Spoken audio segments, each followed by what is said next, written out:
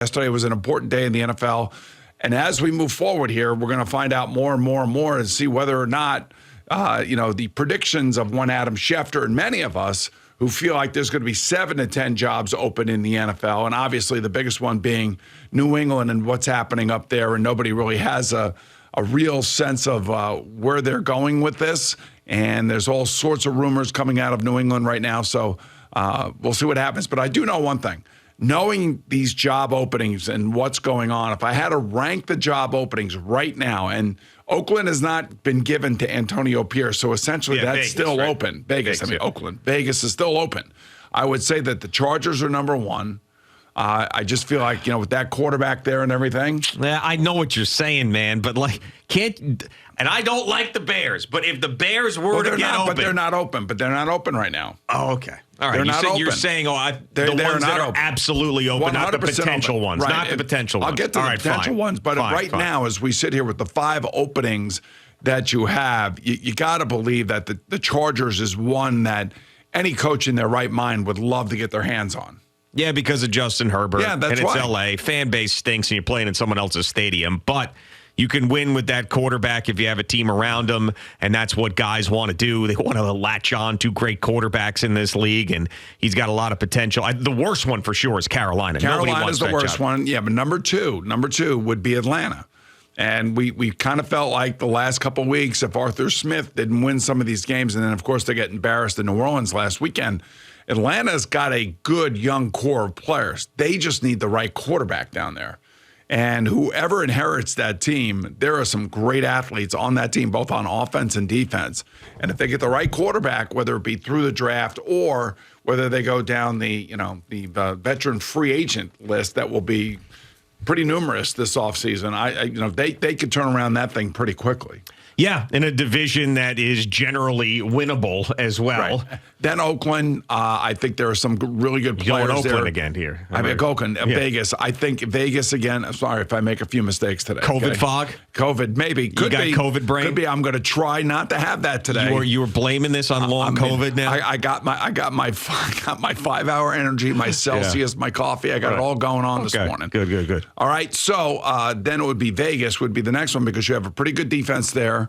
There are some good pieces there, assuming that they keep Devontae Adams.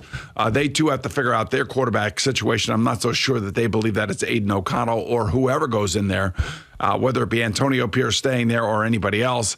Then Washington. Now, what Washington's doing is very interesting.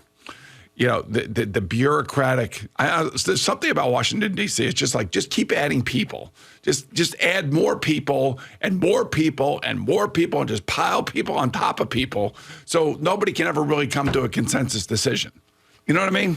I do know what you mean. Yes, that's what Josh Harris seems to be doing. I'm going to hire this guy. I'm going to hire that guy. I'm going to bring this guy in.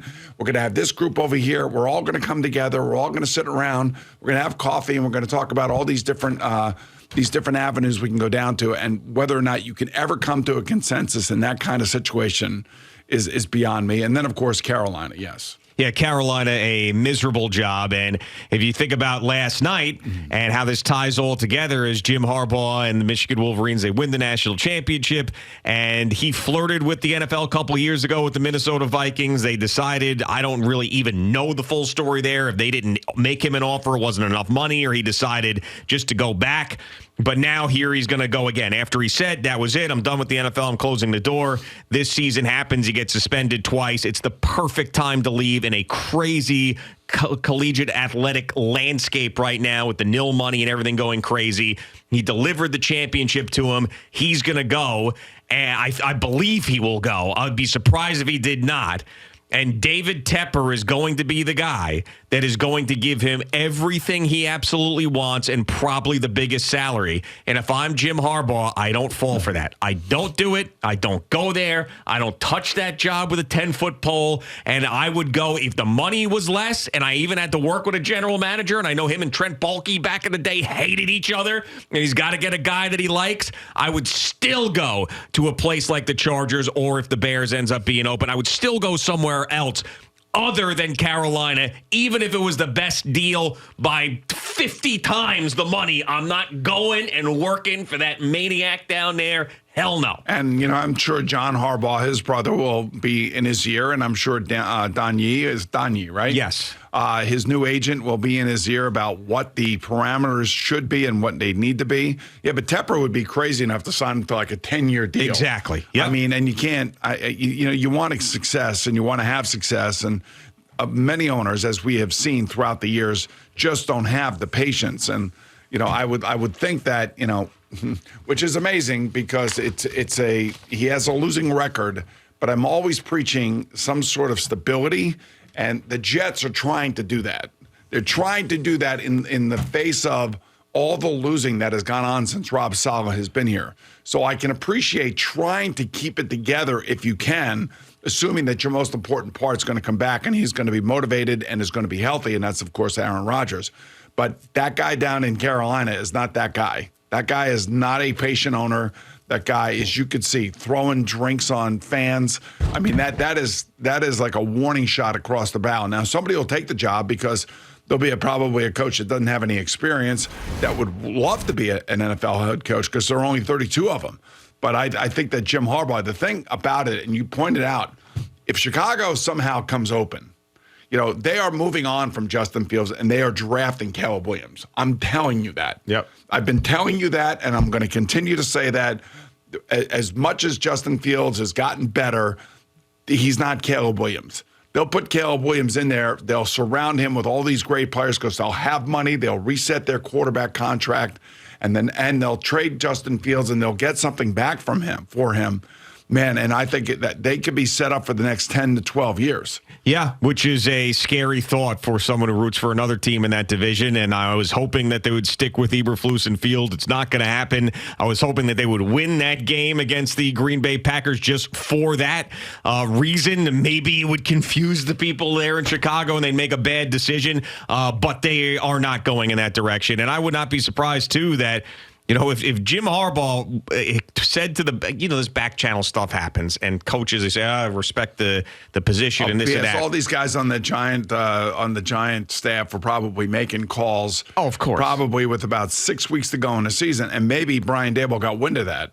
And I would not be surprised that something like this happens where Don Yee, who's Tom Brady's agent, is now representing Jim Harbaugh, just happens to call the brass over at the Chicago Bears, the ownership group, and say, hey, I got a client here who's interested in that job. If you were willing to be interested in him, what's going on? And then all of a sudden, bing, bang, boom, then we're going to keep Eberflus. We're not keeping him anymore. Now Jim Harbaugh's there at a press conference with Caleb Williams. And by the way, there's even a bigger fight going on out there. Forget about the football team for a second. It's the organization. The organization wants to move out of Soldier Field. And, that is a huge political fight going on right now to the point where I do believe – I don't know, somebody put out a rendition of a new Soldier Field that has a dome on it and everything. And I'm like, I don't know. I just feel like there's a political fight going on out in Chicago. And if you want to win that fight, you got to win the hearts and minds of the people. And the way you win the hearts and minds of the people is you bring somebody in there, whether it be Harbaugh or whether it be Belichick, and you draft Caleb Williams. Now, all of a sudden, you got the hearts and minds and fans on your side. Yeah, and Bill Belichick said something yesterday that he has never said. And all the guys that cover Bill Belichick and have been in all the press conferences, they all put this out there yesterday. A word or a phrase came out of his mouth that he has never, ever referenced in his entire time there as Patriots head coach. And that was, I'm under contract. He actually said something about his contract, which he's never done, which makes it interesting because he's basically saying, like, listen, I can't go anywhere right now unless they fire me. It's not like I can leave here and do whatever I want because my contract is up. There's things that have to be worked out if I am going to leave here. And, there could be a trade, there could be this, there could be that. But, I mean, he did. It's significant. He said that for a reason yesterday. Yeah, I feel like he wants Kraft to fire him. Yeah, to let him go. Or to have a mutual parting of ways without any compensation going back to the Patriots if Bill Belichick ends up going somewhere else to coach. Like, in other words, it's not going to be, okay, you can leave for a year, but you can't go anywhere for a year. Yeah. It's not going to be any of that stuff. I mean, Belichick will either force him to fire him, or they'll have to sit down and they'll have to come to some sort of agreement. There's also, word out of New England would Bob Kraft, want Josh McDaniels back as the offensive coordinator and have him run it back that way. And, there's all sorts of things now coming out of there. But I would think that we'll have a pretty good handle on something here within the next 2 weeks. That's what I feel like. And by the way, you start looking at all of these interviews that are being set up by these teams. I mean, the Panthers, I think, have like 20 different people on their interview list, both for GM and head coach. Yeah, I mean, that guy is David Tepper he's got to somehow prove to somebody of worth to be that head coach, and I don't think he's going to be able to do it this time around. It's too fresh with the way that he's fired everybody else, the drink throwing thing. I mean, I just, if I'm someone who's got experience in the NFL and this isn't my only shot or maybe first shot, I'm not working for him. So it's just, that's going to be very fascinating to see. General manager, too. I mean, general manager is probably closer and dealing more with the owner than even the coach is, because of, the coach, at least during the game and on the practice field, is there and he's talking to players. The general manager sometimes just got that owner riding him like a jockey on a horse. Yeah, that person's not going to like it. I'm with you. I think there's going to be people with no experience ending up taking that job because they're going to be like, hell, this has been my dream, and he's going to pay me a bunch of money. And the owner says to the general manager, we're taking that person number one overall. That's who we're taking. I don't care about what anybody else says. That's who we're taking. Oof, and you take the job, and you're supposed to be there making those decisions. And the owner is, all over you. He is a hedge fund guy. He is not a football guy. He may be around football. He may be a football fan, but that doesn't mean he has the ability to make a decision. I know it's his money, and he should have the right to make that decision. But at the end of the day, if you hire somebody as your general manager, you got to let them do the job. You got to let them make the decision. And if the decisions don't work out, then you fire them. That's all there is to it. But you got to be able to hire people and let people do their jobs. That's the way I look at it. Thanks so much for watching the video. Please like and subscribe. And don't forget to hit the bell so you're notified when we're dropping new content.